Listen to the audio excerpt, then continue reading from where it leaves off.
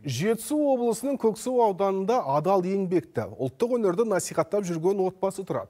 60-ты алқымдап, 70-ти еңсерсе де Дүйсенбай Әзімбайұлы мен Мәриямгүл Оспанқызы салт дәстүрді дәріптеуден еш шаршаған емес. Биылдың өзінде олар Мұсабек ауылының атынан 3 байқауға қатысып, үздіктер қатарынан көрініпті. Дүйсенбай Әзімбайұлы 1972 жылдан бастап ұзақ жылдар бойы ағаш шебері және құрылысшы болып еңбек етті.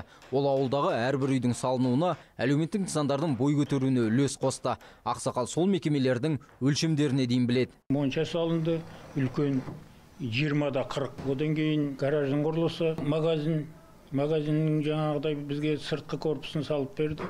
Ішін жаңағыда полкілері бар, несі бар, бәрі біздің қолдан түсіргілеп, тақтай жаңағы халыққа қызмет жасадық. Мектепті жаңағыдай студенттердің бәріне мен қолтаңбамды нетіп, бірге мұғалімдермен бірге жасадық. Клуб салынды.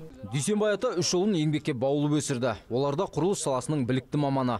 Ағайындылар әке ұсынысымен мешіт құрылысын қолға алып, игілікті істің бастамашысы болды.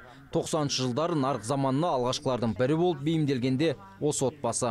Тоқырау заманында бәрін елдер бөліп, жан-жаққа бұзылып кеткен кезде бұл кісілер ең алғашқы дүкен салып, тұтынушылардың қалауынан шығып тұрды. Отағасы ағаш шебері болса, әулеттің ұйтқысына айналған Мәриямгүл әжей 10 саусағынан өнер тамған ісмер.